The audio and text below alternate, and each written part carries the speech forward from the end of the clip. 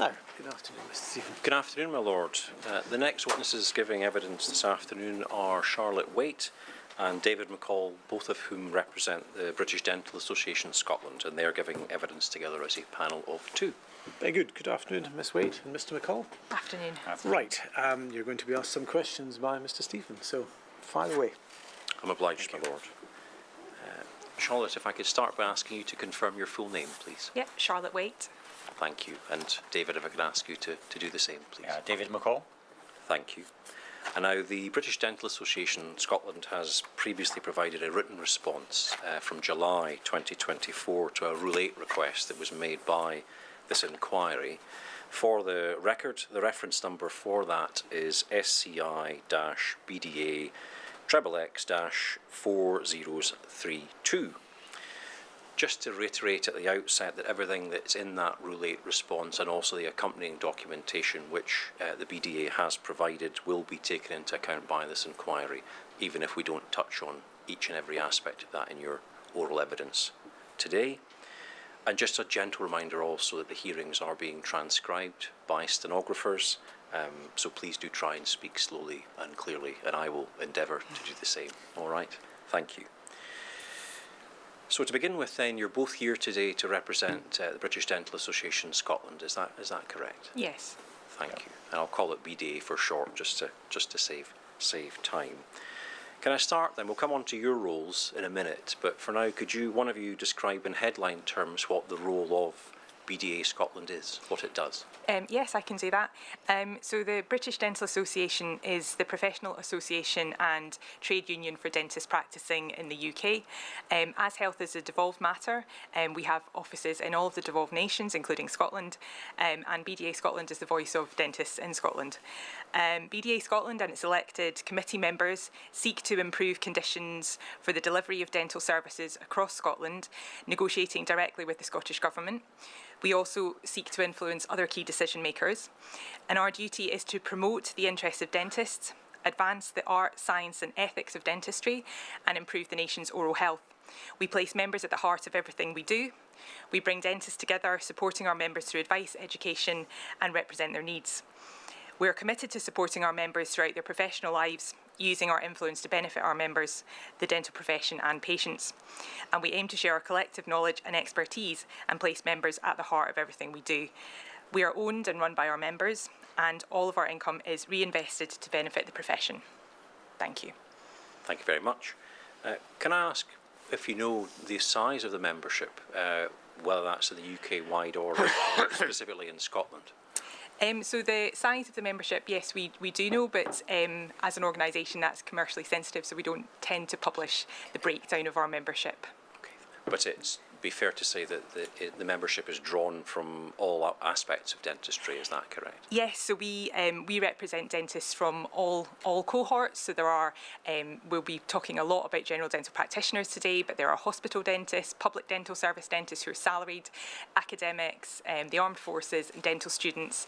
I probably missed some, but we represent all cohorts of dentists. Thank you. We won't treat it as exhaustive, what you said, just as illustrative of examples. Yes, thank you. Thank you. Can I turn then to both of your respective roles then? I'll start again with you, Charlotte, if I may, your role both now and during the pandemic, please.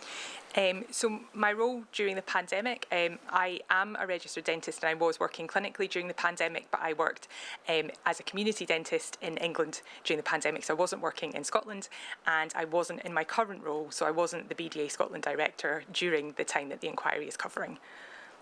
And when did you become the director, the role you currently hold? My current role started on the 1st of November 2022. Thank you. And David, could I ask you the same, please, your role now and during the pandemic? Yeah, my role now and during the pandemic was chair of the Scottish Dental Practice Committee, and that is the committee that represents all non-salaried general dental practitioners in Scotland. I've been chair of that committee for the past 7 years, and I'm still a practising dentist working in Glasgow and have been doing so for 37.5 years within the NHS. Thank you. And is that an elected committee, the the committee that you chair? It is. It is an elected committee, and you do not have to be a member of the BDA to be on that committee. So it's open to all non-salaried general dental practitioners in Scotland. Thank you. Can I just add a little bit on the role of SDPC at this point then? So British Dental Association Scotland and the Scottish Dental Practice Committee seek to improve the conditions for the delivery of dental services across Scotland, negotiating directly with the Scottish Government, and we also seek to influence key decision makers.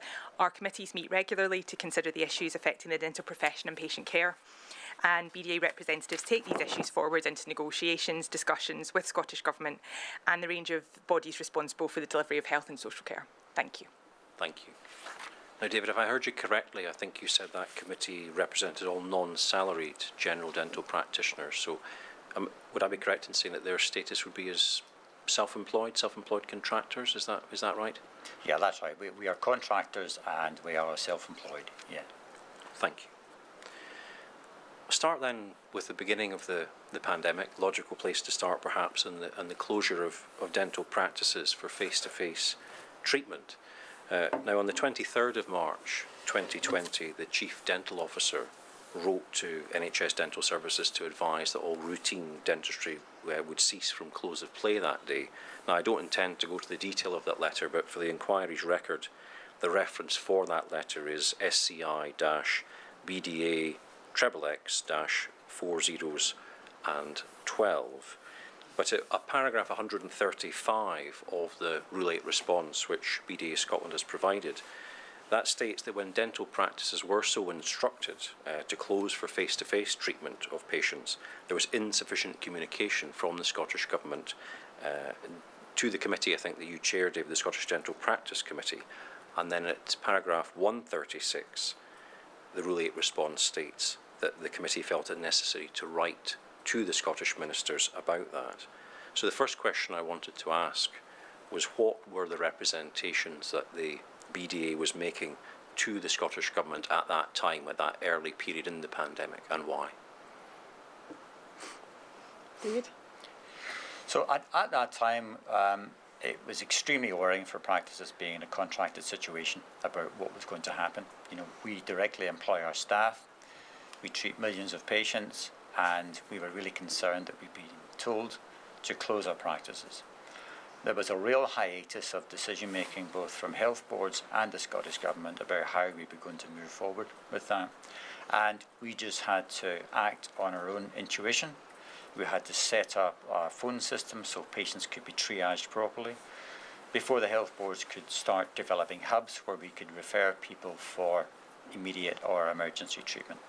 But at that stage, we were triaging patients between 9 o'clock and 6 o'clock every day to provide advice, antibiotics or analgesia for those who required emergency treatment or advice.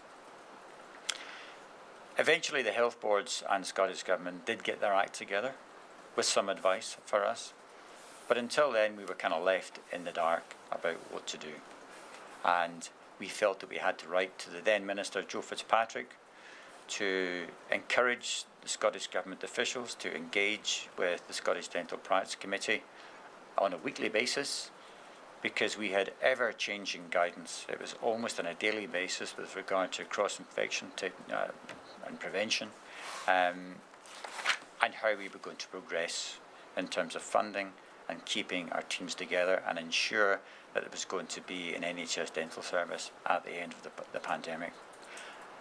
So Mr Fitzpatrick got in contact with his officials, and we then met on a weekly basis. It was disappointing because we were aware that the Scottish Government were meeting with general medical practitioner representatives at the time, but dentistry seemed to have been forgotten about. Thank you. I think just to say that we acknowledge that the situation was ever evolving at a rapid pace, and that's why we felt it was very important to have that close communication at the time, because we appreciate that the Scottish Government and officials and other bodies were under a lot of pressure to make decisions at pace, and that's why the communication with SDPC had to be regular and robust. And we'll come on to some more of the specifics, but in general terms, did communication frequency thereof improve thereafter, that letter having been written to the relevant minister? It did, because after that we were meeting with the Scottish Government Health Department on a weekly basis. Thank you. Moving on then to financial support for dentistry, and I think that's probably where we'll spend most of the time that we have allocated today on that. On the 30th of March 2020, the Chief Dental Officer wrote to NHS Dental Services regarding a revised funding package. And again, I won't go to that letter specifically, but for the inquiry's record, the reference for that letter is SCI-BDA XXX-4013. Now, that letter pledged to provide, I think, 80% of the average income from item of service and patient contributions. And at paragraph 146 of the Rule 8 response that the BDA has provided to this inquiry says that that revised funding package came around as a result of or following extensive pressure, I think is the way it's put in the response at 146, by the BDA. So my question is this: why did the BDA feel it was necessary to apply that pressure in the first place? What was the key difference moving from the original funding package, if you like, to this revised funding package that was announced? The original funding package didn't take into account that NHS dentistry has a patient charge attached to it. So the patient charge is set by the Scottish Government, and if you're eligible to pay for dental treatment, you pay 80% of that charge. So if an item of service was £100, the patient would pay £80 of that. The government at that time were not going to cover the patient charge. So if you had a practice where 80% of your patients were paying for their treatment, you can see that the funding package from the Scottish Government was not going to be very much, and it certainly would not have been sustainable. So that's why we had to encourage the Scottish Government to cover the patient charge element of the funding package. And that's where we had that at 80%. It's a convoluted system under which dentists operate and still continue to operate. And unless Scottish Government were going to cover that patient charge element, I don't think NHS dentists would have sustained themselves through COVID. And if I can just add that no two dental practices in Scotland are the same. Their business models are different. The number of dentists working in them are different. Their the amount of NHS versus private that they might provide is different, and their patient base is different. So one practice may have been impacted in a very different way from another. For example, if they had a lot of exempt patients who didn't have to pay, that might not have been such of an issue. But for the practice down the road that had a lot of patients who did have to pay their patient charges, it would have had a massive impact. So it just wasn't an equitable way of approaching the financial package. And just to give you an idea of the numbers involved, so the Scottish Government spend in the year 1819 was about £300 million. And on top of that, the patient charge element was 75 million. So you can see that patient charge element is quite significant to how NHS dentistry is funded. Could you give me the figures again? I didn't hear that. Couldn't write them down quickly enough. 300 and something million. It's roughly, Scottish Government were putting in the year 1819 roughly £300 million. And on top of that, the patient charge element, what patients were paying in Scotland for that year, was £75 million. So that's why we felt it essential that Scottish Government covered the patient charge element of this in any funding package through COVID. Thank you. Why do you think that was omitted from that original funding package? But then, I mean, you've obviously described the pressure that was then put to change that, but why do you think that was there? Given what you've said and the figures you've given, why do you think that was the decision taken previously? I think it's possibly a lack of understanding about how business works. You know, we have a cohort of civil servants who have never been in business, so you need to speak to business people about how business works and what's going to be sustainable at the end of it. And I think we did eventually get through to them that this was going to be an essential part of any funding package. Thank you. Now, at paragraph 148 of the Rule 8 response that the BDA submitted, it says that the BDA continued to seek clarity from the Scottish Government around aspects of that funding package, and examples are given of those dentists, I think, who recently changed practice or returned from maternity leave. Why was that clarity required? Is it the BDA's view that either the eligibility or the operation of that financial support package could have been clearer, or why was that clarity required? I think you're absolutely right. It could have been clearer. I think there were a lot of aspects of the funding package that that were a grey area, like maternity leave, superannuation, people who didn't have a history of the NHS within Scotland and then coming to work during COVID. And it probably could have been a little bit clearer, but I think a lot of that could have been avoided had they have been meeting with representatives of SDPC at an earlier stage. So just to add, they were looking at the average income for 2019-2020, which was nearly the full financial year.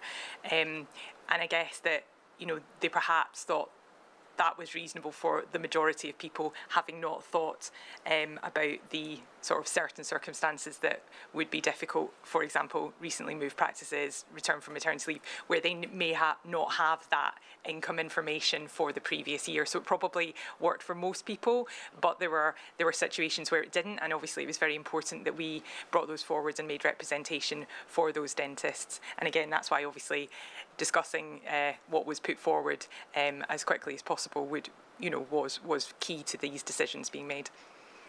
Yeah, and probably just to add, one of the major considerations here was furlough. And whilst you were receiving NHS funding package, you couldn't furlough your NHS staff. But these kind of things could have been sorted out at an earlier stage, just with simple communication. Thank you. I want to move on to mixed dental practices. Paragraph 144 of the Rule 8 response, it stated that mixed NHS private dental practices make up the vast majority of dental practices in Scotland, those being practices that provide both or some NHS and some private dental care.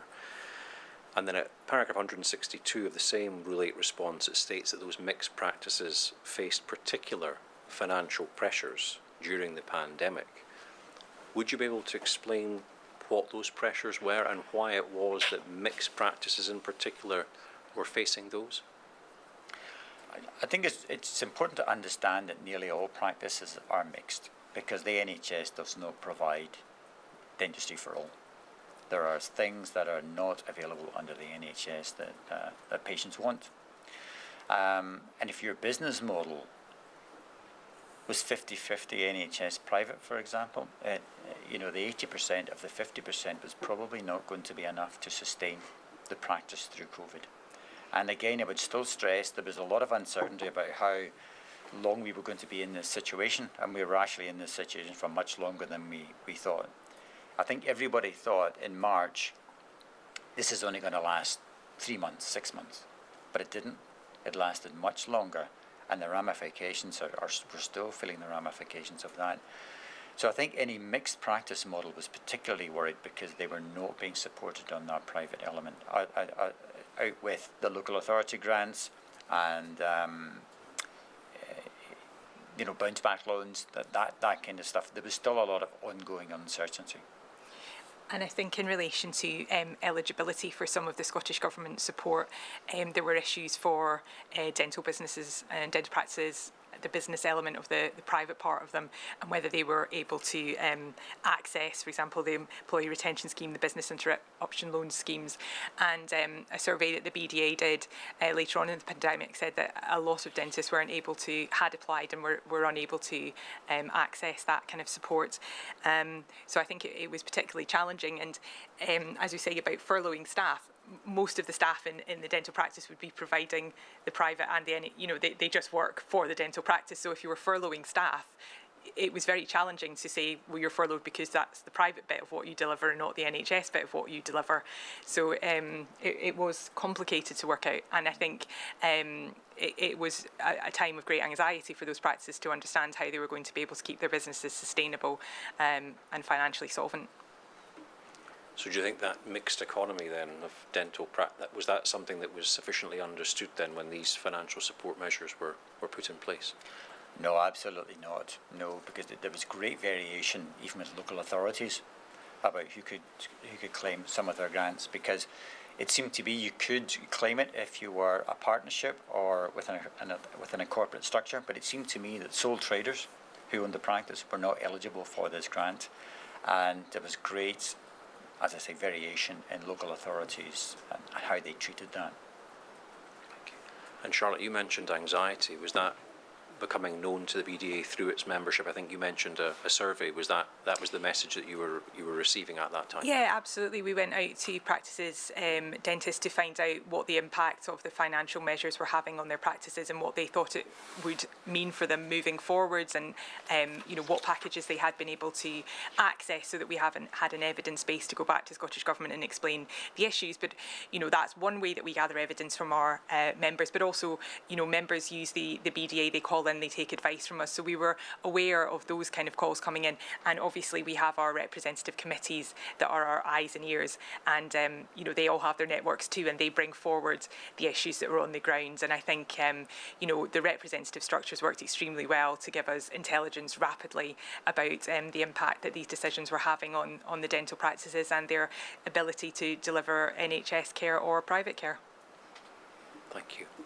And you mentioned also, Charlotte, eligibility, or at least reports that you're receiving about whether businesses, dental practices could access financial support. Is there any more detail you can provide there, or examples you would give of where that was an issue for members? It's not something I'm very familiar with, but I think there was, we detailed in some of our correspondence, there was a £50,000 threshold for some of the support, and that just would have ruled out a lot of our private or mixed practices or the private practices. So I think we were calling on Scottish Government and to have discussions with UK Government about specific funding for mixed and private dental provision in Scotland that worked for them, because they kind of fell through some of the other packages of measures that were put in place that just weren't appropriate or weren't accessible to them. And was that a message falling through a gap or whatever it happens to? Was that a message that was being conveyed to the Scottish Government at that time? And if so, in what way was that being done? My understanding is that we were consistently writing to the Scottish Government to highlight the financial impact on mixed and wholly private practices, and that dialogue went on for months, if not throughout the pandemic. Yeah, at least 6 months. I mean, we did write to the Minister to highlight this as a problem, because it wasn't just the sustainability and financial viability of completely NHS practices. Most practices are mixed, and we needed to have the dental service there at the end of the pandemic, whenever that would be. Thank you.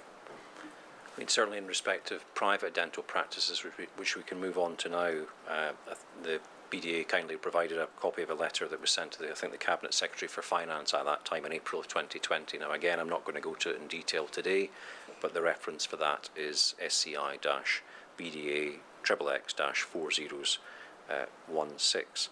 I think to an extent you've touched on this already, but why in detail do you think the BDA was advocating for those solely private practices to also be included within these financial support measures? We've talked about mixed practices. Why was it important that also private dental practices were included within the financial support? Do you want to speak? You're right. So I think that we represent all dentists, we represent private dentists as well, and they're providing a service for the population, a part of the population in Scotland, and we had to ensure that those practices were able to access support to allow their businesses to continue. And there seemed to have been situations where they were unable to access the type of support that they would need to allow their businesses to continue. And because we represent private dentists as well, we had to advocate on their behalf. And to your knowledge, were there other government schemes that were available to help provide for any shortfall there might have been in income for those private dental practices?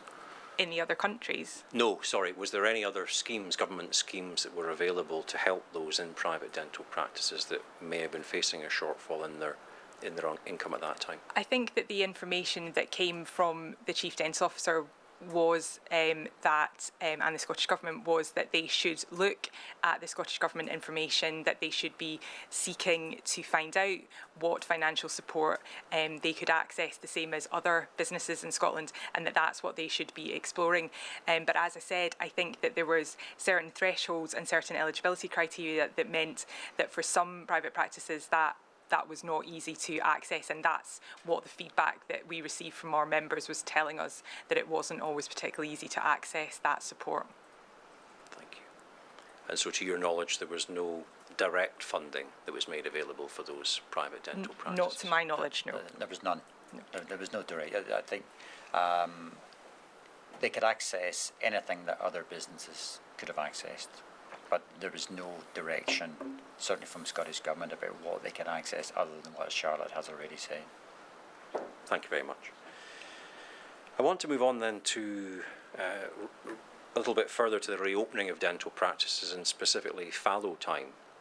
And this is something that's mentioned at paragraph 45 of the Rule 8 response that the BDA has provided. And fallow time is described as a very significant challenge, is the way that it's put in that paragraph. For those unfamiliar, could you perhaps describe what that requirement for fallow time is and why that was put in place at the time of the pandemic? Simply put, fallow time refers to the time in between patients in a surgery. So when you come in, there's naturally aerosol and droplets that could potentially have COVID virus in them. And the fallow time is the time allowed for that to drop so it's not in the atmosphere, and clearly relates to ventilation within the surgery. If you have a surgery with no ventilation and no windows, your fallow time was 1 hour. So everyone had to exit the surgery, and 1 hour later you could go back in again and treat a patient. So the fallow time, to get that fallow time down, relates to ventilation in terms of windows opening, specific ventilation, HEPA filtration, laminar flow if you were in a secondary care environment. So that time is really significant for a lot of dental practices. Yeah, so it was to do with the number of air exchanges that surgery had, and up until that point there was never really a requirement for people to be aware of how many air exchanges their surgery would have had, because it was never an issue. And as David said, with the once you'd done an aerosol generating procedure and the droplets had settled either on any of the surfaces within the dental surgery, the room would then be decontaminated.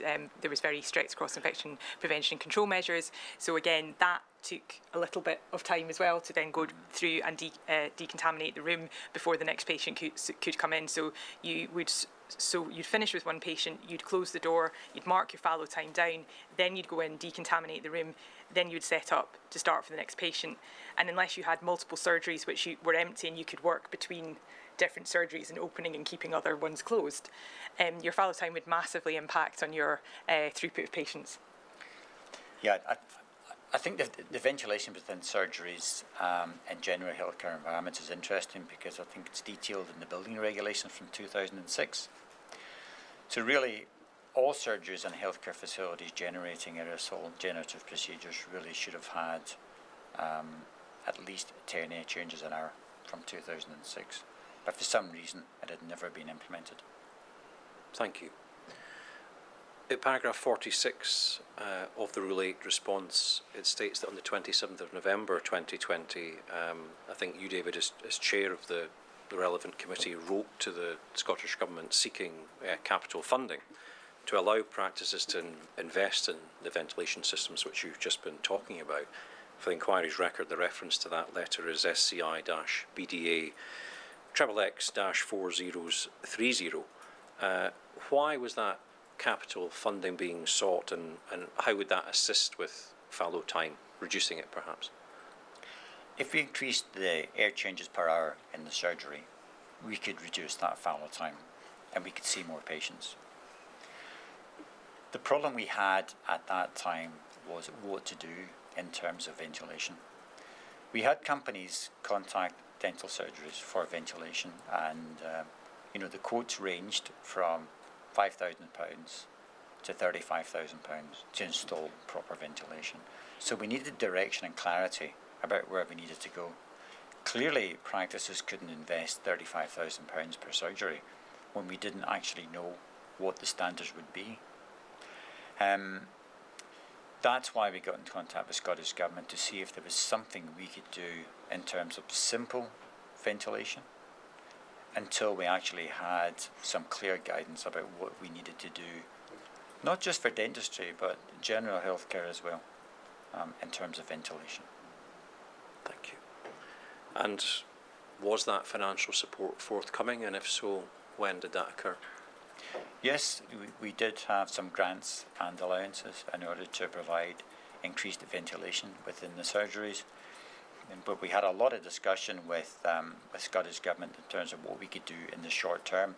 Clearly, installing ventilation in surgeries it's not easy, because you've got to take into account where the air is coming in and where the air is going back out again. The ducting involved, these aren't easy things to install.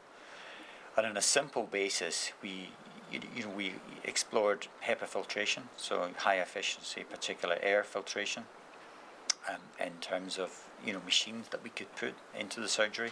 Scottish Government at that time had no intelligence on these machines. We had to supply evidence to Scottish Government to say, well, this is a really easy, quick, temporary fix that we could do. Because these machines will filter down to half a micron. The COVID particle itself is about 0.1 of a micron. And if we're looking at COVID itself, it needs to be transported in either an aerosol or a droplet. And an aerosol would be anything above about 2 microns, and droplets and particles, these filters would filter out any droplet or particle. And we had to get something quick, easy at that time, because you can't undertake major ventilation based on the evidence that we had at the time. I think we needed a bit more intelligence about where we go with that. And actually still, I think not just within dentistry, but I think within general healthcare, we're still looking at a lot of health centres and hospitals within Scotland about how to improve ventilation. Thank you. I think at paragraph 47 of the Rule 8 response, you say that it was in June 2021 you received confirmation from the Scottish Government that it would allocate £5 million or up to £5 million to help practices with this issue of ventilation. Was the BDA satisfied with both, I suppose, the timing and the adequacy of that financial support to address this issue? I think, as I said, it probably needed 2 stages here. One, to increase ventilation on a short-term basis, but a longer-term plan to get adequate ventilation, probably with HEPA filtration within any kind of ventilation system as a longer-term solution. We haven't yet had that longer-term solution. Thank you. At paragraph 51 of the Rule 8 response, you go on to say that the BDA welcomed the Scottish Government's decision to extend funding, both in respect of ventilation but also for electric speed adjusting handpieces. I think there was a recognition of the additional cleaning and maintenance requirements that were needed during the pandemic. However, you then say at paragraph 52 of that response that a BDA survey in Scotland from October 2021 showed that over 30% of that survey sample of dentists chose not to apply for that financial support. What was the reason for that? I think it's because of the ongoing commitment to NHS dentistry for a further 3 years to be eligible for the grant. Otherwise, on a pro rata basis, you would have to pay back the grant. And I think at that time, there was a little bit of uncertainty about where we were going with NHS dentistry into the future. And I think that's quite understandable. In that point of the pandemic, people just did not know what the future would hold, and they had to potentially think about whether they could maintain their businesses with NHS income in the future, and some of them were just uncertain as to whether that would be possible, and therefore probably took a risk-averse view to that they couldn't commit to 3 years, and that was part of the eligibility criteria. We're speculating, but that's what we think may have been an issue for some people, because they just didn't know what the future held for NHS dentistry at that point. So in hindsight, that's not necessarily a condition that the BDA would wish to see removed next time around. It sounds as if what you're saying is there's perhaps a ready explanation as to why that condition was there. A number of the allowances and payments that the Scottish Government make for NHS dentistry do have eligibility criteria, and it's not uncommon for that to be a commitment to maintain a level of NHS delivery for a number of years. So it's not surprising that was there, but I guess in the middle of COVID, that was a particularly challenging time for people. in a particularly unstable time for people. But it's something that is very common within the allowances and payments within NHS dentistry as part of the remuneration package quite commonly. I think the other thing that's probably worthwhile adding is that the eligibility criteria relate to the number of registrations that you have, and as a practice you don't have any control over that. So I think the eligibility criteria probably needs to be looked at in greater detail. Thank you. I want to move on slightly in the pandemic to April 2022, and at paragraph 187 of the Rule 8 response, the BDA talks about the Scottish Government ending the emergency COVID support top-up payments for NHS dental practices and introducing a multiplier, I think a multiplier of 1.7. Again, for those unfamiliar with what that multiplier is or was, what in brief terms was the introduction of that multiplier? What was the rationale for that being put in place at that time? The rationale for that at that time was that's when we were going back to the statement of dental remuneration and full item of service that we were operating on pre-COVID. At that time it was recognised that it was an underfunded service, and certainly the fees were not good enough to sustain dental practice pre-COVID, let alone after COVID. What we found after COVID was that all of our overhead costs had gone up significantly. A lot of the laboratory work that we do within practice had significantly gone up as well. I think a lot of the dental technicians that were undertaking lab work, some of these businesses had to adjust their model. I think a lot of them had been furloughed and didn't go back to work again. So the multiplier was a multiplier on the item of service payments in order to sustain continued financial viability of NHS practice until we got a new funding model. And the throughput of patients was also still reduced at that point. We were working through a backlog of patients who had built up a level of need. So previously you might have seen a patient who just needed a little bit of work because they'd been coming in quite regularly, but due to the impact of access during the pandemic, which was understandable, people were then presenting needing more, which meant you spent more with that time with that patient. More appointments meant the next patient couldn't come in till that patient had sort of had all the treatment completed. So there was a backlog of care at that point, which was also still being worked through and had an impact on the dental activity levels at that point. I think what we have to remember at that time, COVID hadn't gone away at that point in time. So we were still working under strict infection control measures. We still had fallow time within practice. We were still working in hubs within practice because, if one practice team went down with COVID, then we still had another practice team there in order to sustain continued healthcare delivery. So you've got to remember COVID had not gone away at that time. You then go on to say at paragraph 191 of the Rule 8 response that multiplier of 1.7 was announced that would be reduced by the Cabinet Secretary to 1.3 from July of 2022. Was the dental profession, the BDA, consulted about that change to the multiplier being made? I don't think we were consulted about it. We were told that was going to happen. We weren't happy about it. We made representations that we weren't happy about it. Certainly we met with the CabSec and told them that at the time. So consulted is one thing, but if that's what the government are going to do, then there's very little we can do except make representations against it. And can I ask what those representations were? You've obviously, Charlotte talked about reduced capacity. You talked, David, I think about increased costs during the COVID pandemic. So what were the key messages that the BDA was sharing then with the Scottish Government at that time about what the consequences of that reduction in the multiplier would be? Again, practice viability and sustainability to get us through to a position until we had a new funding model discussed. It's probably in the notes there that, if COVID demonstrated anything, it was the funding model under a statement of dental remuneration predicated upon item of service-based treatments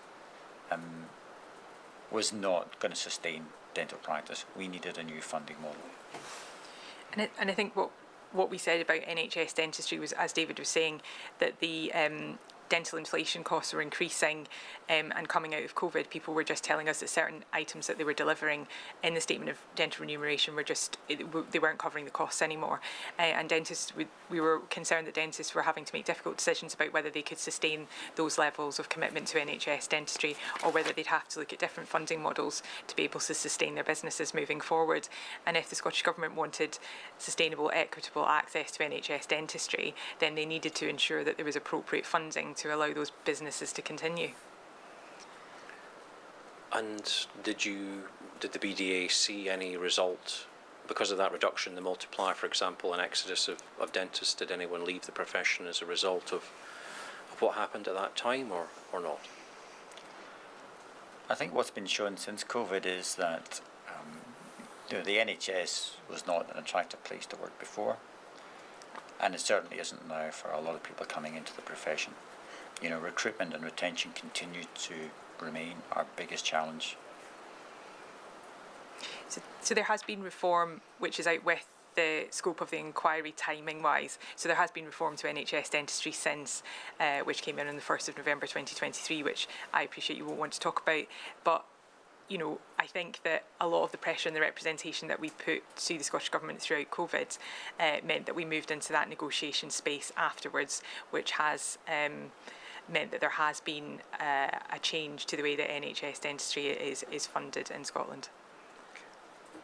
So it sounds as if the system is perhaps in a different place. The inquiry is obviously interested in lessons learned during that pandemic period, but Charlotte, you're saying that the funding model has changed since that time. Is that yeah, yeah. Well, the only thing that's changed are the payments. We're still in a similar funding model, which is based on item of service. So if we were to have another pandemic, we're still in exactly the same situation as we were in March 2020. The concern is that the mixed private NHS model that still continues, it would be difficult for that to be supported again in the same terms that you had during COVID, because essentially it's the same model.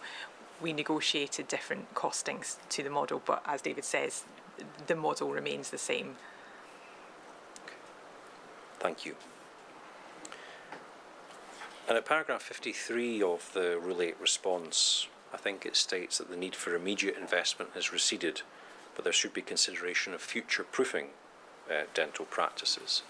Is there anything specific the BDA would be suggesting should be done in that regard that's of interest to this inquiry?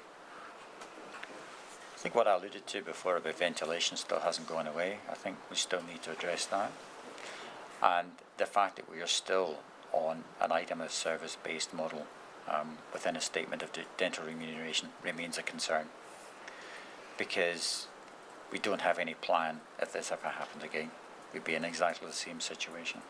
So I think what we need to do is get together with Scottish Government to have a plan in case there was another pandemic, about how we would be supported financially and integrated within the greater NHS in order that we could continue to provide treatment. Thank you. I want to move on then to key worker status, if I may. And at paragraph 198 of the Rule 8 response, it states that dentists and dental team members were designated as key workers. However, clarification of that status was required at times throughout the pandemic. Can I ask then, to begin with, why was that clarification required? I think in the early stages, because dentistry is a contracted model, we are not salaried within the greater NHS. So key worker status was largely determined down at health board level, and if you worked in a health board, you probably had an NHS staff number and a lanyard, and you could prove that you worked for the NHS. Dentists and the dental teams did not have that. So we needed to get clarification letters from health boards to prove that we were key workers. In terms of movement, in terms of travel, and in terms of getting vaccinations. Childcare. And childcare. I think there's still a problem out there with the integration of dentistry, NHS contracted dentistry, within health boards. And I think health boards need to understand that. And I think that's going to be a continued challenge. Yeah, and I think that we had queries coming in and we were keeping a log of the queries around key worker status from each of the different health boards. And I think that at the beginning of the pandemic, when the urgent dental care centres were being stood up, so to speak, and people needed to be able to be flexible and come to work, to be able to access childcare, to be able to travel without feeling that they had to evidence, well, of course it was important, but having the evidence to say I'm allowed to travel, I am a key worker. It was just an additional level of stress and bureaucracy that people didn't need when they were trying to do their best to deliver services for their patients. And I think it's a learning point that moving forward that just needs to be clearer for these independent contractors if we were ever in the same position again. And those issues that you mentioned, Charlotte, were those relayed again to the Scottish Government by the BDA on this subject of key worker status? Yes, as far as I'm aware, that those issues were taken forward to Scottish Government officials, yeah. Thank you. And I think paragraph 201 of the Relate response, certainly it seems to be a lesson that the BDA wishes is learned. It says that the Scottish Government must ensure that key worker status for dentists is clear in any future pandemic planning. Yeah, I think it became clearer, but it should be clear from the outset, and people shouldn't have those concerns when they're trying to deliver care for their patients. Yeah, I think the policy decision and the information has to come from Scottish Government, but as everything is delivered through boards within Scotland, I think that communication probably needs to be stronger, and someone within the boards needs to take responsibility for that. Thank you.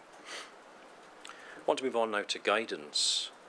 Inquiries heard a great deal about guidance and continues to do so, but at paragraph 138 of the Relate response, the rapid pace of that guidance being changed and or updated is highlighted by the BDA.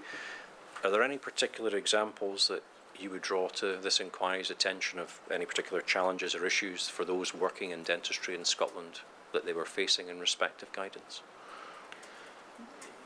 Casting my mind back to COVID, it seemed to me that the guidance almost changed on a daily basis, and that was very challenging when you're trying to deliver healthcare and write up protocols for the whole team. And certainly within Scotland, what I found was that we had UK guidance and Scottish guidance differed slightly, and I don't think that really helped anyone.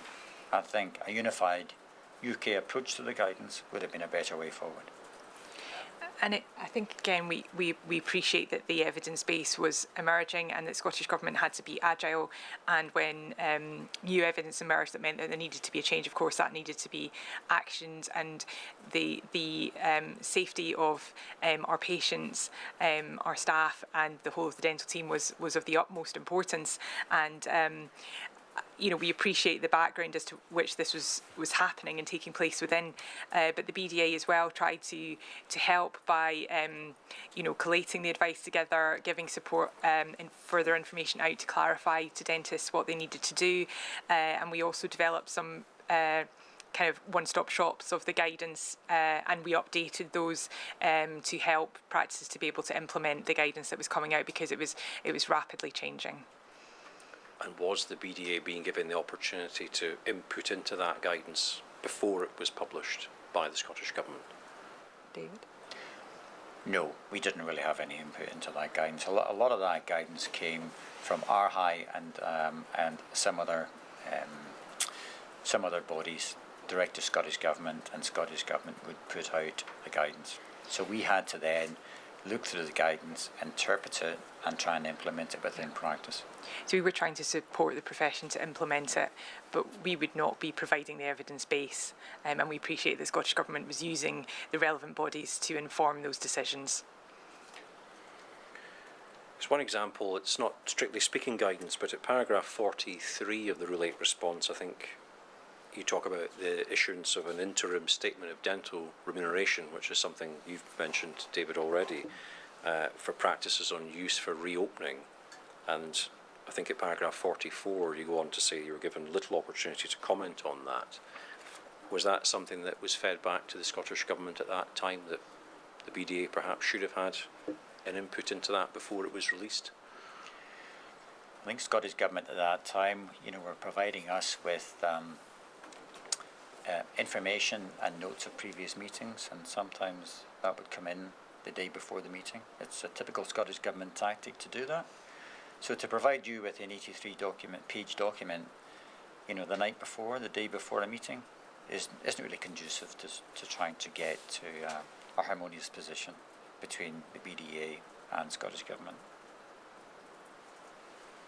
I think you mentioned earlier about having an aligned approach to guidance, perhaps not just Scotland and UK running in parallel. Are there any other particular lessons learned that you think the inquiry should be aware of in respect of guidance?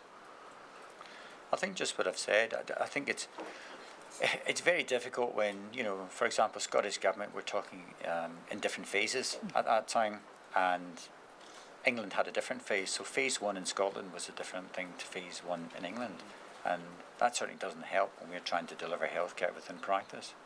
And I think that kind of, whether it's bickering or infighting between the Scottish Government and the UK Government, needs to stop. I think what we need to do is focus on healthcare, and that's what we're here for. And I think both the UK Government and Scottish Government need to understand that. Thank you. I want to finish there and give you both a final opportunity if there's anything in particular that we haven't touched on that you would like to make clear to the inquiry, whether that's in terms of lessons learned or otherwise. I'll start just with paragraph 223 of the Rule 8 response. You say that in relation to future pandemic planning, dentistry isn't an optional extra. Can I start just by asking then, is that the BDA's view of how dentists were considered during the pandemic? I think so. I think what I had said before was that health boards don't really consider dentistry to be part of the NHS sometimes because they're not a salaried service, and I think we tend to be forgotten about. It's something we've been trying to raise the profile of for many years, and I think COVID just highlighted that lack of communication and understanding about how NHS dentistry sits within the wider NHS. I think it's fair to say that high street dentistry, general dental practices, sometimes have felt siloed in the past. And we do try very hard to ensure that they are considered in NHS terms as well. But I sometimes think they are considered on the side rather more. Are there any other particular lessons or otherwise that you'd wish to make clear to the inquiry before we conclude your evidence? Yes, I had a kind of an opening statement and conclusions. If I could just read that out, that would be... As long as it's not too long. It's not too long. It's truncated. One slide of A4 and I can speak reasonably fast. I think the COVID pandemic impacted the dental sector in Scotland in a unique way. The effect on capacity to deliver dental services was greater than in any other private, primary or secondary healthcare services. And put simply, the equivalent of more than 1 year of dentistry has been lost, and the services are still far from what we were at pre-pandemic level. And this is partly due to the nature of our work, but partly as a direct result of political choices, and the outcome was lower patient volumes. Lockdown routine care was suspended, and when services resumed, we faced the operational challenges arising from the need to provide aerosol generative procedures. So we were required to wear enhanced PPE. That was challenging with an FFP3 mask on and the gowns and trying to work within these teams. I do remember personally it was really challenging trying to breathe with these masks on. And we're working 9 inches from a patient's mouth, and we didn't know what COVID meant at that time in terms of us contracting COVID, and protection for our teams. We had to accommodate physical distancing, and we've spoken about fallow times as well. We tried to safeguard the functioning of dental services by explaining to leaders and Scottish Government the pandemic's direct impacts on dentistry, aiming to ensure they understood the challenges faced by dentists, and in the hope that any decisions that would affect dental practice would be clinically led and not politically led. We also aim to ensure the safe delivery of dental services for staff and patients, and as the evidence base for safe delivery emerged, agility was required by both the BDA and everyone involved in providing dental services. Dentists had to deal with the tension between continuing demand for high volume of dental services and the steps they were required to take to protect patients and staff. And the financial impact on dental practices of being required to cease all services and then resume on a limited basis cannot be overstated. We were able to negotiate a support package that was designed for the sustainability of NHS dental practice during the pandemic. And the stark financial position for NHS and private and wholly private, as we've already discussed, was a significant concern throughout the pandemic. We consistently called for additional financial support to be made and to ensure the viability of these dental practices. And future pandemic planning and preparation must be comprehensive and include dentistry as an essential part of the health service. But due to its contracted nature, is sometimes perceived, and still is, to be sidelined within the NHS. So any future pandemics, government and health boards must recognise dental services as an integral part of the NHS, and they must ensure that there are processes and capacity in place to maintain dental services, to facilitate timely and clear communication within the profession. Any response to future pandemics must recognise that dentistry is delivered through mixed and NHS provision, and that financial and address the fact that the current payment model for NHS dental services will inevitably cause practices to be at the risk of insolvency if there's a temporary suspension of services for safety reasons. And the current payment model is exactly the same as pre-COVID. There must be appropriate planning and procedures put in place to ensure robust, consistent and reliable supplies of PPE for dentistry in the event of any future pandemic. There must also be consideration of future-proofing for dental practices and testing the sector's resilience and preparedness for a future pandemic now rather than mid-crisis. Open communications and timely engagement with the dental sector should be a key component of any future pandemic planning, along with the appropriate training. In any future pandemic planning, dentistry shouldn't be treated as an optional extra. And remember that our teams are made up of key workers providing essential care to millions of patients. Thank you. My Lord, I don't have any further questions for this panel of witnesses, subject to anything that you wish to add. No. I'd just like to thank you both very much. That was very informative and interesting. I'm very grateful for both your time. Thank you. Thank you. Thank you. 3 o'clock. All rise.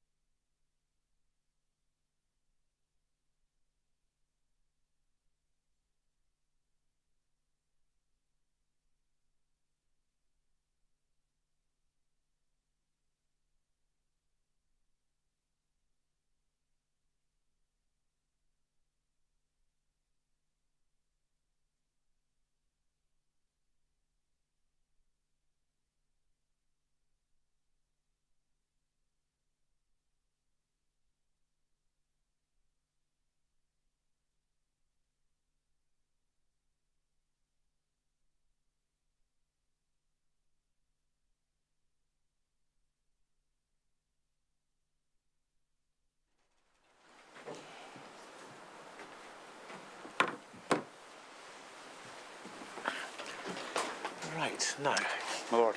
good afternoon, Mr. Turner. Now, Good afternoon. you have a witness for me? We do, my lord. We have Mr. Paul White of the Confederation of Passenger Transport UK, commonly referred to as CPT. Very good. Good afternoon, Mr. White. Good afternoon, Right. You're going to be asked some questions, I assume. We'll ask Mr. Turner to start. Obliged, my lord. Good afternoon, Mr. White. Good afternoon.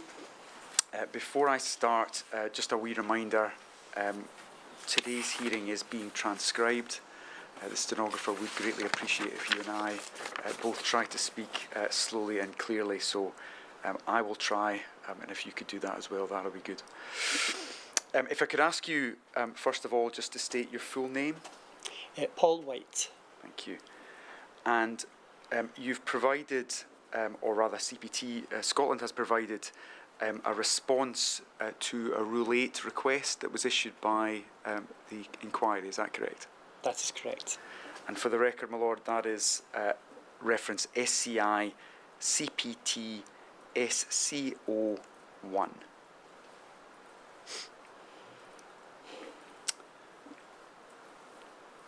Mr. White, that response, together with other documentation which CPT Scotland has provided to the inquiry, will be taken fully into account. We have a limited amount of time today. There are some particular things which I want to explore with you, and we may not explore everything within your statement or indeed other documents, but all of those will be taken into account by the inquiry in due course.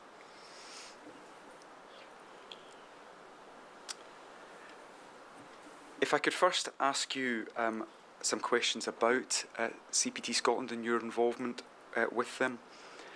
You're here today, as I say, representing CPT Scotland.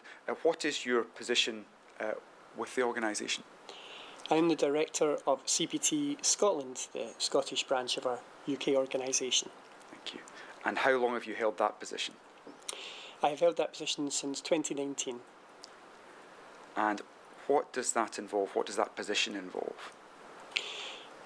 I am responsible for a team of 3 in Scotland, responding to our Scottish membership's needs. Our membership consists of Scottish bus and coach operators and supplier members connected to the sector, and we assist.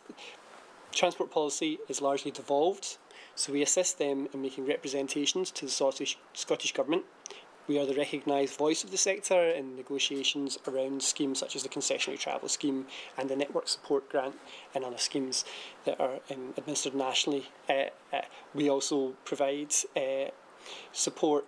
operational support to our members and to keep them up to date with what is required for them to operate responsibly and legally. Thank you. If I could perhaps just break that down a little. You mentioned there the members of CPT Scotland, and you mentioned that the trade association for bus and coach sectors. Is that correct? Yes. Okay. And I think you said, but if you could just repeat for me, how many members do you have? In Scotland we have around 100 members. And across the UK? Across the UK, I believe at the time of submitting this it was around 800 members. Thank you. And when you say bus companies and coach companies, it may seem, I suppose, to the lay observer that everyone should know what those are, but when you say bus companies, what do you mean by that? I mean, by bus companies, I mean a company that operates registered local bus services. So those are the type of services that would appear in a bus timetable, registered with the Traffic Commissioner, operate locally. The distinction being that coach operators may run longer services that are perhaps do not receive the government support for local bus services, which is referred to as the network support grant. So they're longer services. They also may provide tourism and coach hire services. So there's the distinction, but it's very much, I appreciate, a sectoral difference that the layperson may not appreciate. Thank you. I appreciate explaining that to us. And you also referred there to supplier members, I think. Yes. Who are those supplier members? Supplier members may be vehicle manufacturers, the obvious one in Scotland being Alexander Dennis, and also other, such as Backhouse Jones, a solicitor's firm that might provide legal advice to operators.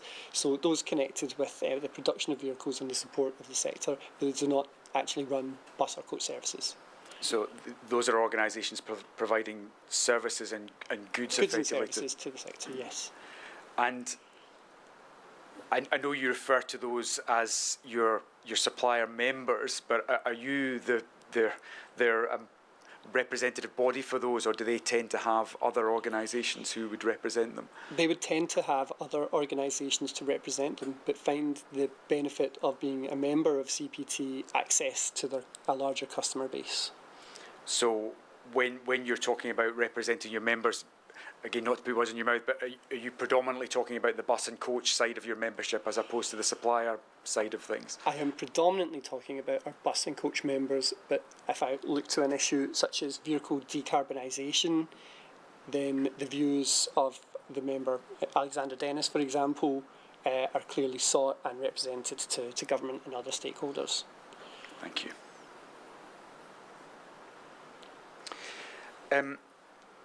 I wonder if we could perhaps give His Lordship a bit of an indication of who you're representing from a perspective of the proportion of the industry. Are you able to do that in any way? Yes. Our membership consists of a series of larger and small down to one vehicle operators who run, we believe, around about 95% of the registered local bus service mileage. That does not mean that within that 5% we don't represent. There are a number of smaller operators that include that. So in terms of numerical terms, do we represent the majority of bus operators? It was probably not the case, but our membership runs 95% of the registered bus network. Right. And when you say 95% of the bus network, how are you measuring that? Mileage. Thank you.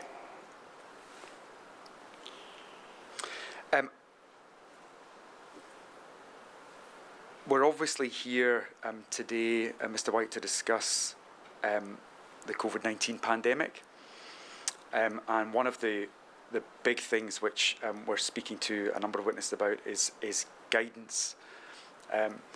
First of all, was there any guidance, just in general terms, was there any guidance that affected your industry? Yes.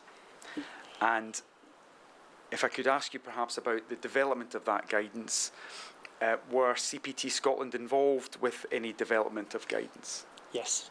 And how was that arranged?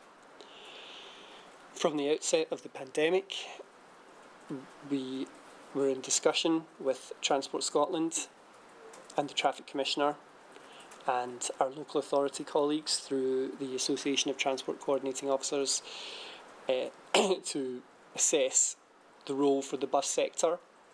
And internally, given this was clearly a UK-wide issue, at a UK-wide basis, we constructed a risk register, and Transport Scotland and ourselves engaged in looking at that risk register, looking at the advice of Public Health Scotland, and constructing guidance for the sector based on what was thought practical by Public Health Scotland and what was deliverable by operators. And was that input implemented? Yes. And therefore was guidance ultimately issued in respect of the industry? Yes. How useful was that guidance to your membership? Very useful.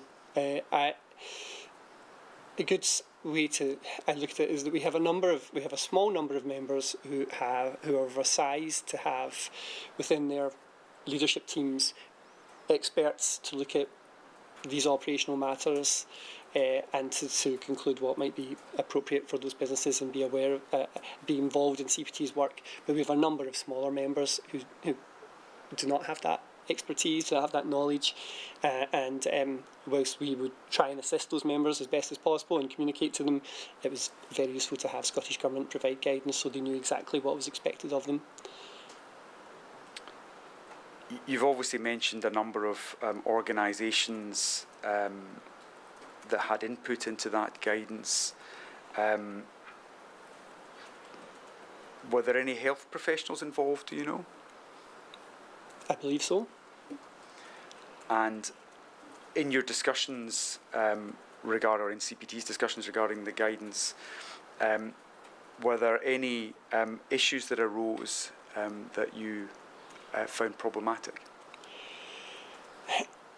There were instances where what may at first appearance seem a sensible public health step was flagged as perhaps operationally difficult to implement. An example being fitment of hand sanitizer as you board a bus. That would seem a sensible step, but in practice there were concerns of that hand sanitizer leaking to the floor and becoming a slip hazard, and that was the sort of thing that we had to examine more closely. The ventilation of a vehicle, how, and the spacing of seat spacing. Clearly, those are the type of operational issues that we had to consider. The Scottish Government's point of view is informed by health professionals, and the operator's point of view to arrive at something that was ultimately in line with the public health guidance, because we're not public health professionals. Thank you.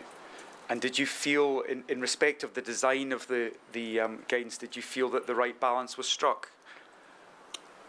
I do. Thank you.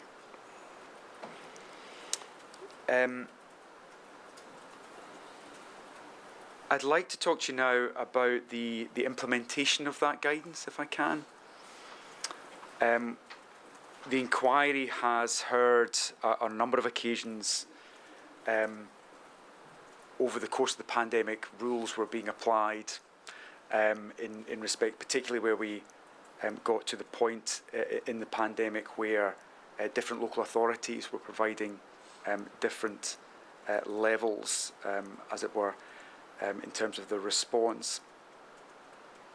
First of all, it's probably implicit from your 95% of mileage in Scotland, but do any of your members cross boundaries, these local authority boundaries and the like, as part of their services? Yes, that would be commonplace. And can I ask, were there any issues with the guidance in relation to those boundary crossings? I have asked membership, and the response I've had is that there were no real issues, that operators would look to apply the strictest level of guidance across the route, rather than attempt to vary it as you cross a local authority boundary. Thank you.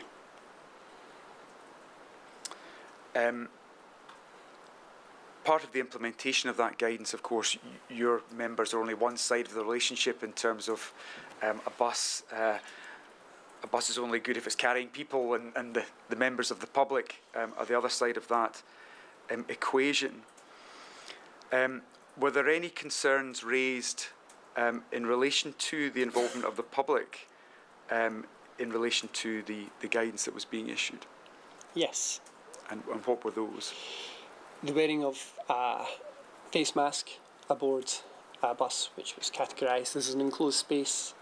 The guidance was clearly that a face mask should be worn unless the individual had specific health reasons why they couldn't wear a face mask, and that became very difficult to enforce upon boarding people boarding a bus. The role of the driver in attempting to enforce this became an issue. You may not know this off the top of your head, Mr. White, but what did your members do about that in terms of those difficulties? We shared our concerns with Scottish Government. We were informed about the Scottish Government's activity with regards to providing people a way to record that they had a specific health concern and lanyards to identify them as people who were not just purely not abiding by the rules but had a reason to not abide by the rules. But we made clear that it was not the driver's position to enforce, to stop the bus, for instance, and wait for Police Scotland to arrive to take it. So operators look to largely enforce it, would ask people to wear a face mask, but if someone boards a bus wearing a face mask, sits down and removes it, it becomes difficult for a bus operator or driver to intervene at that point. You've mentioned that a bus is obviously an enclosed space, an example of an enclosed space, and one that might be obvious to a lot of people. Did that cause any concerns in terms of communications that were being made at the time? Yes. And what were those?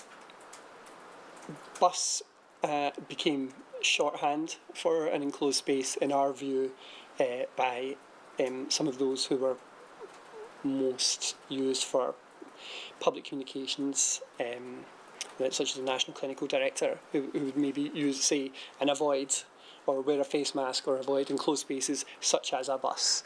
Our concern at that time was that this would leave a lasting perception of the bus being an unsafe place to be, and our concerns are probably well founded in that coming out of the pandemic, the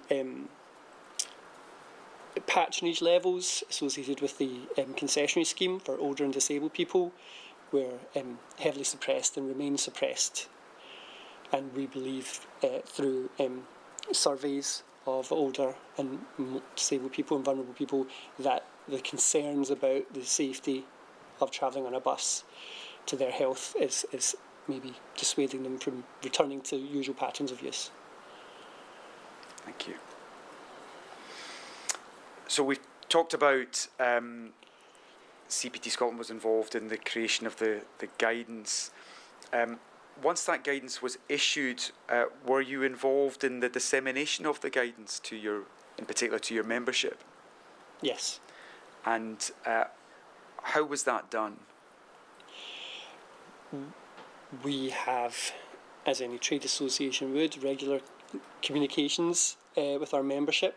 So it was carried out initially by sharing the guidance, and then through webinars to allow operators the opportunity to raise questions with our operational team if they had any regarding the guidance. And were those webinar opportunities taken up by the operators?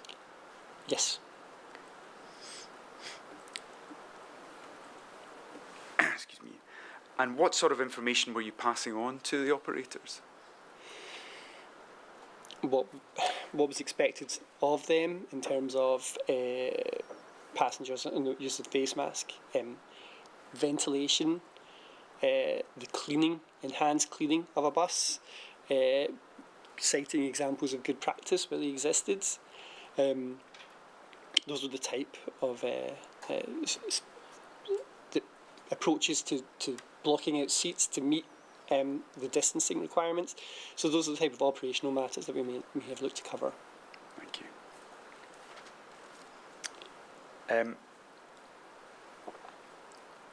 I'm going to ask you now, Mr. White, what will probably be a very short question, but a question about key workers. Key workers is obviously one of the nominate parts of the term of reference that we're looking at today. Were the designation of key workers an issue for your industry? I have asked members, and I've been told it was not an issue, that bus drivers and the staff required for operation of a bus service were granted key worker status. Thank you. I'd now like to talk to you about certain financial matters. And before I talk about COVID, I think it may help His Lordship if you could perhaps explain how bus in particular services are ordinarily funded. Could you do that for us, please? Certainly. The operation of a bus service is generally commercial. There are instances where a service is supported by a local authority, but in a commercial sense, the majority of the funding will come through the fare box, or will come through reimbursement for providing the government, at that time, one concession scheme for older and disabled people. So those are and the third form of that is through a scheme called the Network Support Grant. At the time of COVID, it was called the Bus Service Operators Grant, latterly the Network Support Grant.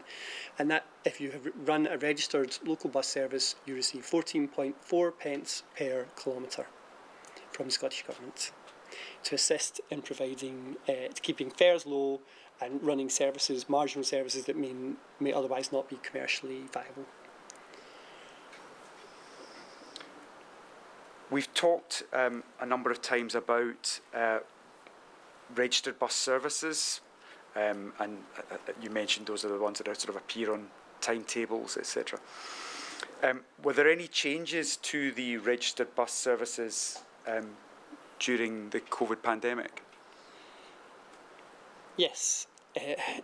So essentially, during the lockdown periods, the need for a full bus network is you no longer require a full bus network, but you require some form of bus network to allow key workers to access their place of work.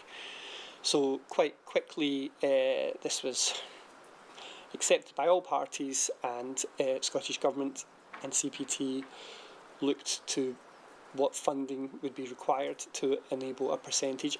I believe at the time, it was thought that around 30 to 35% of the network should be maintained to allow key workers to access their place of work.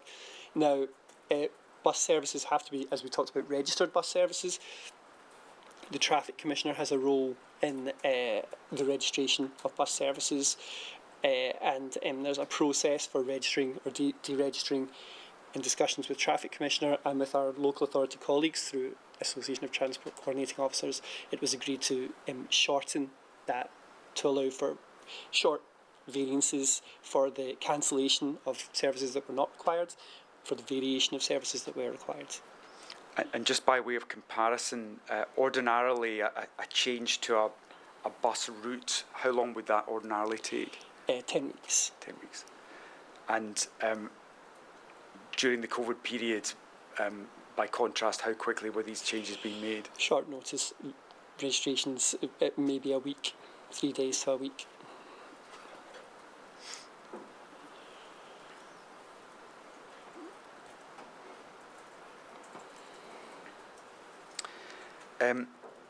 I'd like to talk to you now very briefly about additional financial support that was offered specifically during the COVID period.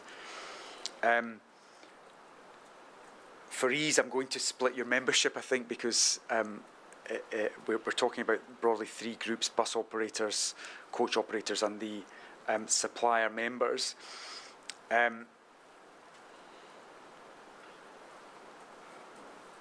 You've mentioned that supplier members were ordinarily represented by other groups. Just for clarity, did you have any involvement in the support to supplier members over the piece? No.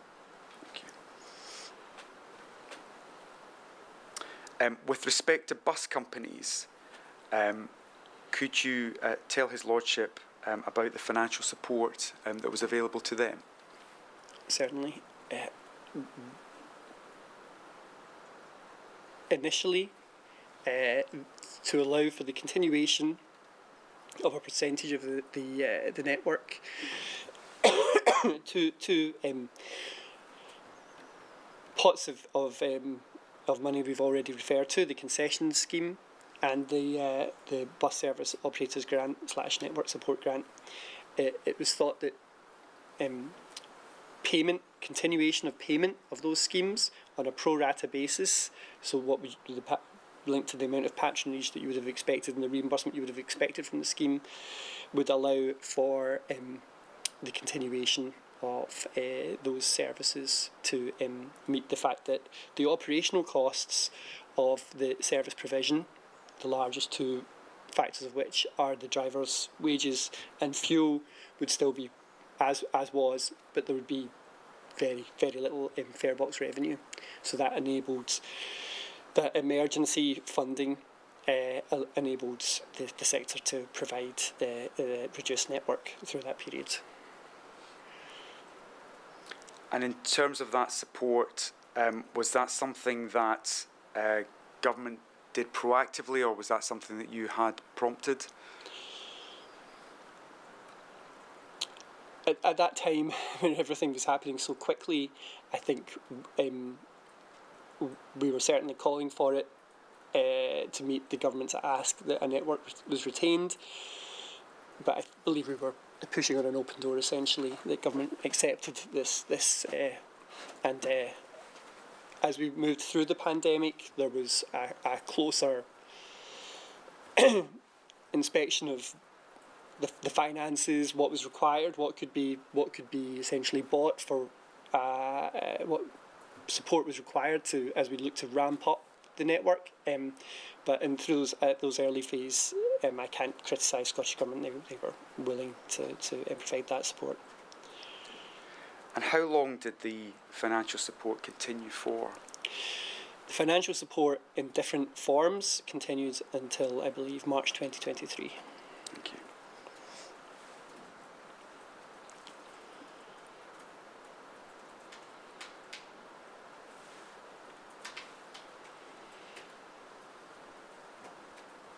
Is there anything that the Scottish Government could have done differently in respect of the provision of that bus support that you might, with the benefit of hindsight, have recommended or indeed desired to have happened?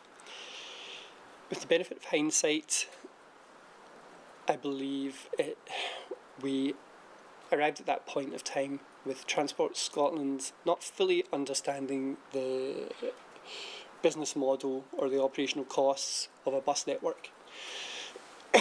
So over time, defining what might be required to fund that, what might be required if government sought an increase in the percentage of the network that was to be operated, if government was looking to freeze fares, as we did in the last 6 months of support. Those are all things that we had to spend time discussing and forming a view on and constructing support. Through no fault, I think, through no fault of the Scottish Government, given the time where the budgetary restraints faced, we entered a period of time where the support was maybe extended by 6 weeks, and then extended again. At that point, as we were heading out of the pandemic and the short notice variation of services had ended, it became difficult for operators to plan their network of services, given they were under the impression or the fear that support may just end with at the end of that 6 week period. So a plan would have to be created about what would happen in that instance if support was to finish, what that might mean for a reduction of services, what that might mean for fares levels. And then that plan would be shelved if an extension was found at the 11th hour, and that occurred a few times. So that was having a clearer picture, a more certainty over a longer period of time, and a greater degree of tapering of the support would probably have been helpful. I should point out that the Scottish Government support for the Scottish bus sector ended well in advance of support for the sector in England and in Wales. Thank you. And at answer 15 of your Rule 8 response, you refer to the Scottish Government could have committed to further support for the bus sector so as to ensure no cliff edge scenario where the ending of support requires operators to consider reducing services or increasing fares. I'm taking that to the other side of the coin of the tapering, in the sense of there was a cliff edge rather than tapering off that you've just referred to. There was a cliff edge reached at a point where operators had had committed to a fares freeze for a period of months leading up to it. So we were reaching a point where patronage had not fully returned, so the fare box revenue is down. Up to 90%, 95% of the network is in place, and for that report as a support just to finish, then it means that there has to be a reaction, whether that be the removal of services or an increase in fares, which at a time when you are trying to build up confidence in the sector and build up patronage again is damaging. You're saying there would have to be a raise, but you referred previously to a fare freeze. Was that a condition of funding? That was a condition of funding.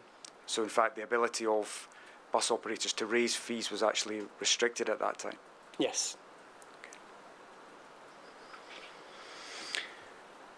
So we've talked about bus services. If I could come to coach operators,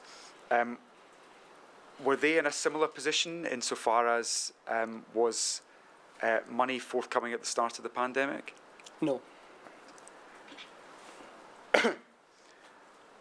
Could you explain to His Lordship what the process was for, or first of all, was funding ultimately obtained for coach operators? Funding was ultimately obtained, but it was not the scheme for coach support was not put in place until I believe February 2021. Thank you. And can you explain to His Lordship lockdown's the 23rd of March 2020, so we're talking almost a year after the first period of lockdown for that to be put in place. Could you explain to His Lordship the process that you went through over that period to obtain that funding? Yes. Coach doesn't fit neatly into the transport portfolio or the tourism portfolio. It seemed to fall between those two stools. So ascertaining exactly who we should speak to in the first place to regard funding took some time. It was the then Minister for Tourism who took responsibility. So we worked with the Tourism Directorate and Mr. Ewing through a series of meetings to make the case for coach. The case being that these are companies that provide, often based rurally, that provide maybe some home to school transport, maybe one supported bus service, but also a coach tourism offering, so that without support, should that business fail, then as we build up, it's not just the coach tourism element that would then be replaced. It's what do local authorities in rural areas do to provide the legal requirement to provide home to school transport if the provider is gone, or who's going to run that supported bus service.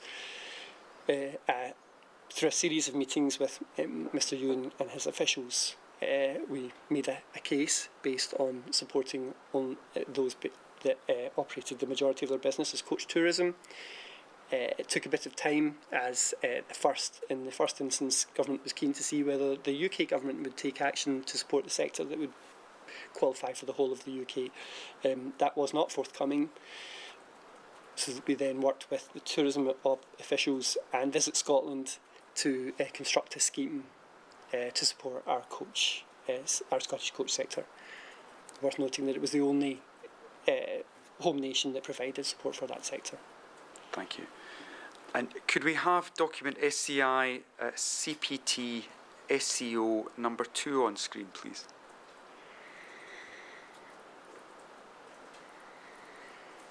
This is a document, Mr. White, entitled Proposition of Support that enables the coach tourism industry to trade out of the COVID-19 crisis. Yes. Are you familiar with this document?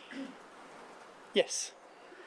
And when you referred to a scheme to support the coach industry, is it this proposal that you're talking about? This is a proposal which was a catalyst then for the creation of a scheme with Visit Scotland, which was based on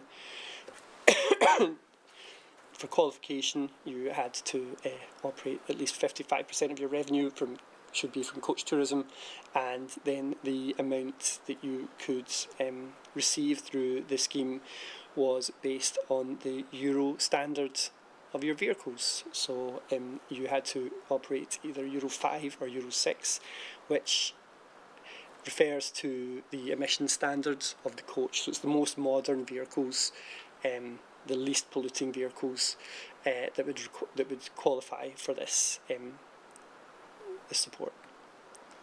And were your coach members satisfied with the support that you'd obtained? Not all of them. And what do you mean by that? Some operated less than 55% of their revenue was from coach tourism. So you put a line in the sand, and some will fall either side. And those who were maybe still had a good degree of their business was coach, but maybe a larger part was supported bus services. Felt they had a large part of their business was unsupported. It's worth noting that the £10 million allocated to the scheme was not fully spent in the first round. So Visit Scotland ran a second round where they reduced the percentage of your revenue that had to be from coach tourism, which caught some of those members, and they did end up receiving the same amount of support per vehicle. We thought that may have to be reduced to ensure the scheme remained under budget, but they received the same amount of support. But I would say that some of our members closed their doors before the scheme was put into place. The time between the start of the pandemic and the receiving the support was just too long for some, and so those members were unhappy, as were those who continued to miss out. I suppose some might not have a decision on the modern. That is true, my lord. And to have bought modern vehicles might have cost them a lot of money. Yes. Just to be clear about what you said a moment ago, Mr. White, during the period of the 11 months where coaches were not supported, there were members of yours that had failed. Please forgive me if you're not able to answer this, but do you feel if that scheme had come more quickly, any of those coach operators would have survived? That's potentially the case. It took a lot longer than we would have hoped would have been the case, and I appreciate we had to make an evidence case, which we did on a couple of occasions, varying it, revising it to meet any additional questions that the tourism officials may have had. But it's certainly, I think there were some operators who probably, as Lord Brailsford says, had invested so heavily on their fleet, for example, and had a huge payments to make. Some had secured those vehicles through loans that attached to their own personal property, and there was too much pressure, and some folded. Thank you. And you've referred to the unhappiness, but you've referred to the percentages, the 55% and the 40%, and the unhappiness about people's assessment of that. Was it straightforward to calculate what those percentages were in terms of turnover for the purposes of the scheme? Visit Scotland created an application form that made the process, that spelled out the process of what you had to do to prove your turnover as it relates to coach tourism, and CPT was included in the appeals process for those who felt that they were refused incorrectly. So we did what we could to support our members. Were there any operators who disagreed with the assessments that were being made in respect of their turnover levels for the purposes of the scheme? Was there anyone who disagreed with the results, the outcome, in terms of the decisions? Yes. But you're saying there was an appeals process for them to do that? And why was there disagreement? Again, forgive me without going into huge details of the scheme, but are you able to say why it's not a straightforward calculation in terms of why two people are disagreeing as to whether the scheme applies or not?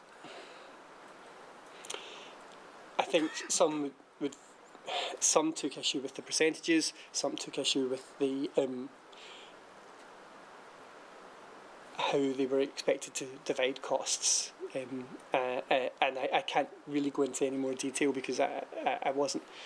It was not myself. It was a colleague who was involved in the appeals process. Thank you. Leaving the funding aside, I'd like to talk to you just very briefly about one of the things that we've got to report, or forgive me, my lord, His Lordship has to report upon ultimately is the lessons to be learned from the pandemic. And we're obviously not just looking to learn negative lessons, but also positive ones. I wonder, is there anything that came out of the pandemic that may have been positive, or which should be looked towards in terms of positive lessons that you think might be learned from your experiences? Yes. In terms of bus, we previously had a very good working relationship with Scottish Government and Transport Scotland. That's probably even more close-knit coming out of that pandemic, and there's a better understanding and a more willingness to share the financials that sit behind bus operations. So we both have a better understanding of what role, for example, Scottish Government support provides, what are the costs of any particular ask that government may have. So there's a better sharing and understanding of the sector.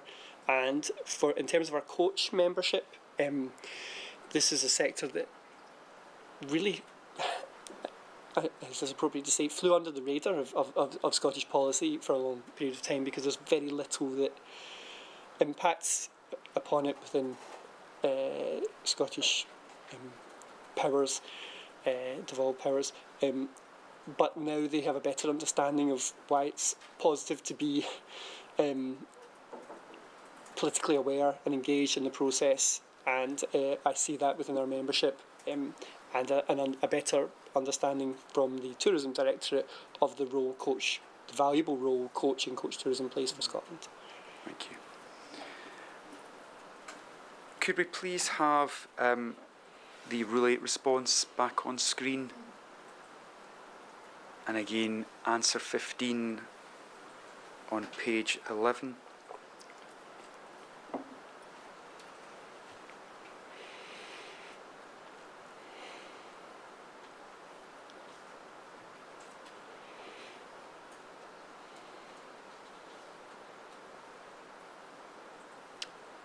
If we could just roll to the last bullet there, please.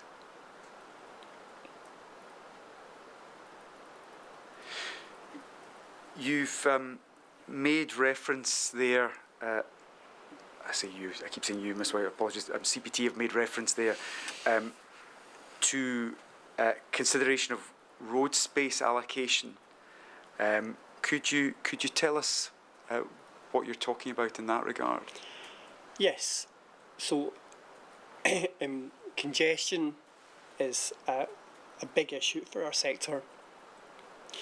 The fact that buses are caught in congestion with other cars, it affects their punctuality, their reliability, and their attractiveness to the market, because nobody wants to be on a slow bus and they're not sure when it's going to arrive. So congestion is something we have lobbied for assistance with for a number of years.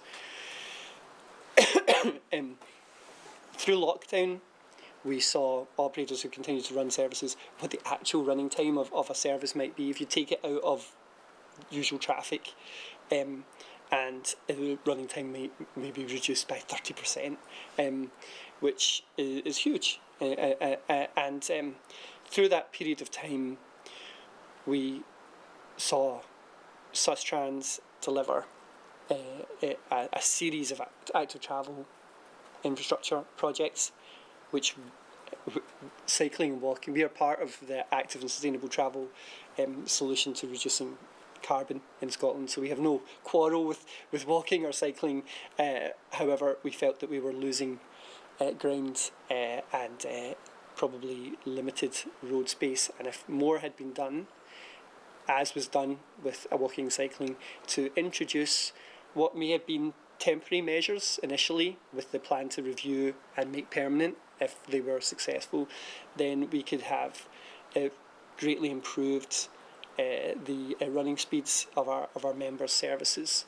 And then that has the impact of reducing the operational costs of fuel burn and time taken, and that allows you to then reduce fares or increase the network. It's a virtuous cycle, but we did not have the ability to take forward that to anything like the extent that cycling and walking took forward.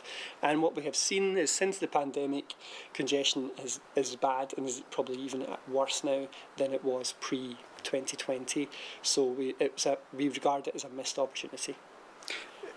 You've called it a missed opportunity. Is that an opportunity that is entirely missed, Mr. White, or do you think that's something that could still be looked at? I think that it is something that we continue to press government to take action on. I think that it becomes more difficult following the pandemic, as local authorities did end up taking a certain amount of criticism for some of the active travel measures they introduced. So I think the willingness of local elected officials to reallocate road space away from car is probably lessened from the experience. That doesn't mean that they shouldn't have done it. I think that it was positive that we took the opportunity to introduce some infrastructure measures, albeit for cycling and walking. But we're in a different space financially, and probably with the willingness of decision makers to look at those kind of schemes to the same extent now. Thank you. Mr. White, that's all the specific questions I had to ask you. In a moment, I'm going to give you an opportunity, if there is anything else that you would like His Lordship to hear from CPT Scotland. Before I do that, just a reminder that we obviously have your Rule 8 response and all the documents, and as I said, all of those will be taken into account, reported on in due course by His Lordship. But if there is anything that you would like to raise specifically now, now is your opportunity. No, I'm content with my response. Unless your Lordship has anything else to ask. Thank you. No, thank you, Mr. White. Very grateful for your time. Thank you. That's all. 10 o'clock tomorrow morning. Very good. Thank you. All rise.